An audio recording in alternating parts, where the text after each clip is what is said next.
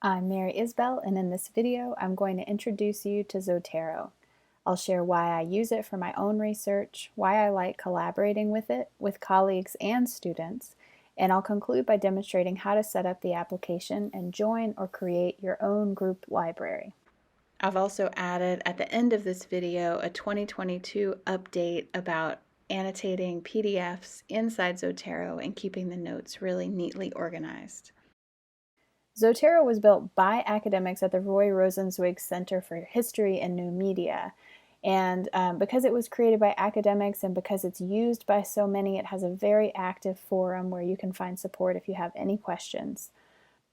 So here's what it does. First, it helps you save sources you've found.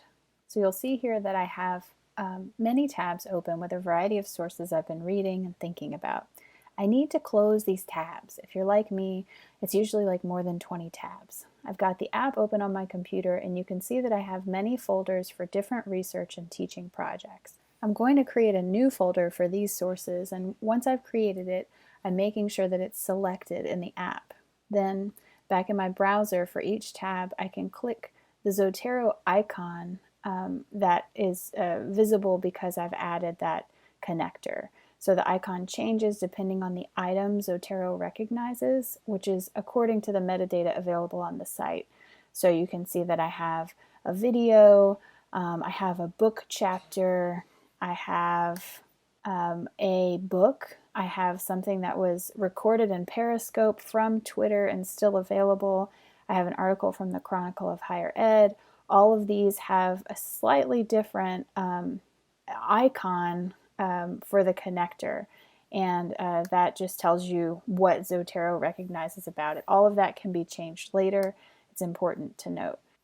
So when I click that Zotero icon, it gives me a message that it's saving it to the folder that I had highlighted. If I wanted to put it in a different folder, I could change it right now, and it would go into a different folder in my library. When I go back to my app, you'll see that this source is now an item in my library in that folder.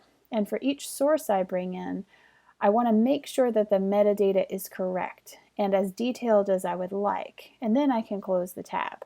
This is something I really emphasize with students because EasyBib especially, or other citation generators, students will often just put the URL in and just use what's automatically generated, but often it's missing certain important metadata like the author's name or the title of the publication, or it's misunderstood because of where it's pulling that information from, what different pieces of metadata are and how they should be incorporated. So looking at what it's pulled in automatically and double checking that it matches what's actually true about the source is an important step, and actually helps me emphasize to students the importance of all of those pieces in determining whether a source is reliable and appropriate for their project. And you have this beautiful advanced search for your whole library. So now this is the most impressive part. This is honestly the thing that I show students first.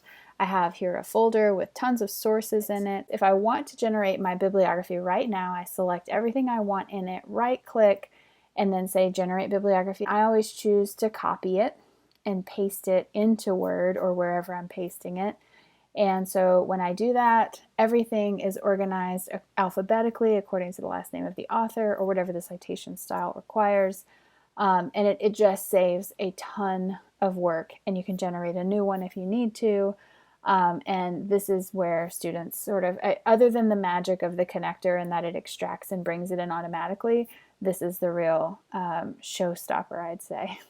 Now, I love all of this for my own research. I also love teaching students how to use this tool. I do this by creating a public group for many of my courses. In my first year writing courses, I encourage but don't require students to create accounts, download the app, and join the group to share sources for their research projects. In order to coax students into giving Zotero a try, I incorporate optional Zotero versions of in-class activities throughout the semester. So for the first assignment, we're all reading the same texts. We open those texts up in Zotero, and everyone collaboratively associates certain tags with the texts. And we do that as a kind of a way of close reading.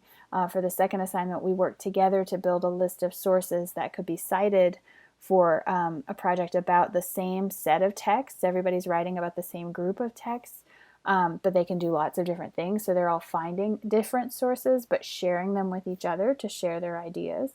And then when the research project comes along, I invite students to volunteer. So they're potentially getting extra credit by saving sources in folders they've created underneath assignment 3 inside this folder.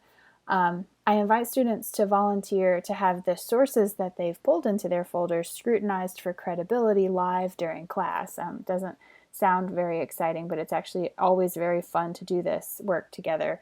So for research projects with other colleagues, like the Open Pedagogy project, public groups are also very useful because the entire team can contribute resources and notes. And I should say, I have been making public groups, but you can also create private groups for this sort of thing. So downloading is pretty straightforward. The important thing to remember is that to get the most out of Zotero, you need to register for an account, and this makes your entire library accessible from any computer or laptop that has access to the internet. And you also need to download the application onto each device you regularly do work on. I mean, you don't have to put it on all of them, but it can be really helpful. I have actually, in each new classroom I teach in, the way I demonstrate Zotero is to get it downloaded onto the computer in that classroom while everyone watches, and then I can pull things up in the classroom. You can work locally if you have the application on your computer, and then sync it to your online account as often as you'd like. But you can do work when you're not connected to the internet for sure. When you go to the download page, the page will recognize what operating system you're using and which connector will be needed for the browser you're using. And what Zotero calls a connector could also be called like an add-on or an extension for your browser. Once installed, it gives a little icon at the top of your browser, and when you click on that button, the connector extracts metadata from the source you're viewing in the browser at that moment. My suggestion is to register for an account even before you download the application and the connector. I also recommend you download the connector for all of the browsers you do research in, so I toggle between a few and I have it on all of them. So when you first open the app, make sure to look in the top right corner for the little green arrow. When you click on that green arrow, you will get an error message that prompts you to enter the username and password for your account. If you don't want to get an error message, you can just go to Preferences and change your syncing preferences. It's kind of the same thing. You're going to be asked to enter your username and password, and that's what allows the local application on your computer to communicate with your account in the cloud. All right, so if you're still with me and you want to learn about groups, you'll see that I'm now not looking at the application that I've downloaded onto my computer. I'm on the Zotero website and I'm logged in and I'm on the Groups tab. So you can see here that you can search for groups, you can create a new group, and if you have created any groups already, you'll see your group listed here. So you can see that in the case of the Open Pedagogy project, I have created an Open Pedagogy group, and that group has a group library. And that group library is set to public open membership, but you can see that there have been some other times I've taught courses where I've made the group private. The main difference is that if you set a group to public and open membership, then that means you can share a link to the group library, and I'll just show you what that looks like for the Open Pedagogy project. You can share a link to this library, and folks can just follow a few simple steps, and without your effort, join the group and see the library and contribute to the library. It's actually not super intuitive though, so it worked even better for my students in the past when I had a private group and I just said to my students, once you create your Zotero account, send me an email and I will send you an invitation to join our group. So this is where you would see the groups again and create a new group if you wanted. If you clicked to create a new group, you'd see that you can choose between these three types, and that you would choose a name, and then you would decide what kind of library you want associated with your group. If you have a completely public group, then you're not allowed to have any files stored in the shared library, which I think is just fine because you're mostly directing people to what the sources are. But if you do want this to be a way to disseminate actual PDFs, keeping it private could actually work really nicely. So the important thing now is that you create the group on the Zotero website.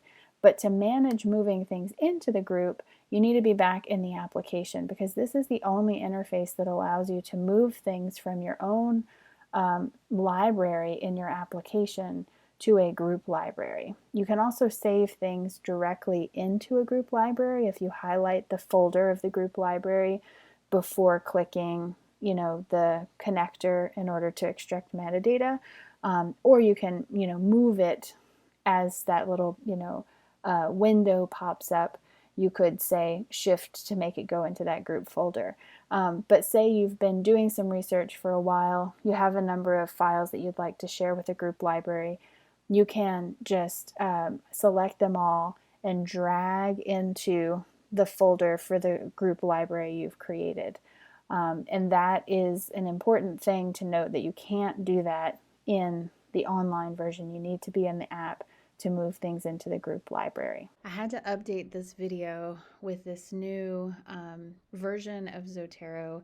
There's an exciting new feature that makes my workflow a lot easier, and I think students are going to like it a lot. So essentially they've created a much easier system for PDFs that automatically get imported into your Zotero library to be read right inside the app and annotated. And then it will extract those notes and make them available right there in your library, separate from the actual PDF that they're in. So I'm going to show you how this works. I was just going to try it myself on an article that I found trying to figure out how YouTube's content ID system works. I found this article that I wanted to look at more closely. So I go, of course, up here. I find a special new looking icon that I can save to Zotero. So I click to save it. You can see here as it's importing to Zotero, it's pulling in the PDF because it's an academic article with an accessible PDF. Now when we go back here, I had saved this in the algorithms and the arts folder. And here is the resource. It came in with lots of good metadata, with the correct authors, and so I'm just looking for the PDF. So if you double click here, the PDF opens right here, and I was already experimenting with this earlier.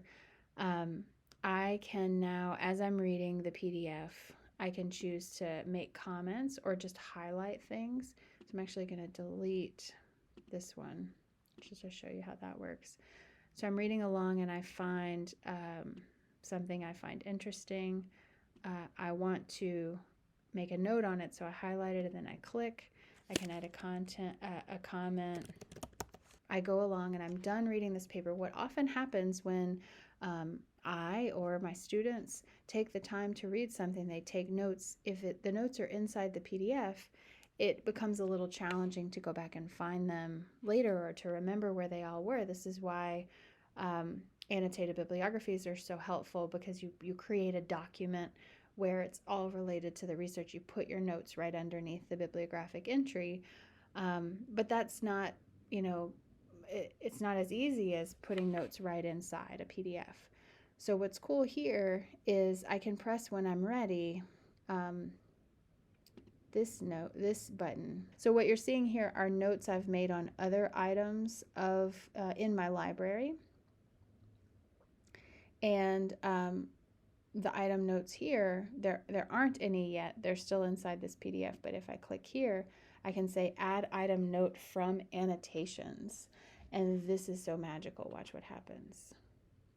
What it does is it keeps track of when I made this note here, and it pulls it into a single note that I can see, because right now I'm looking at the PDF. I can see this note now when I'm looking at the actual item in my library. Watch, if I click on notes, It has all of the annotations that I made. All right, so I just wanted to show you that really neat feature. They talk about it at zotero.org/blog. The blog posted on March 17th, 2022. This was a very exciting discovery for me. I'm going to stop there for this video. Let me know if you have any questions. Happy to make more specific videos about things if you think they would be helpful. Thanks for watching.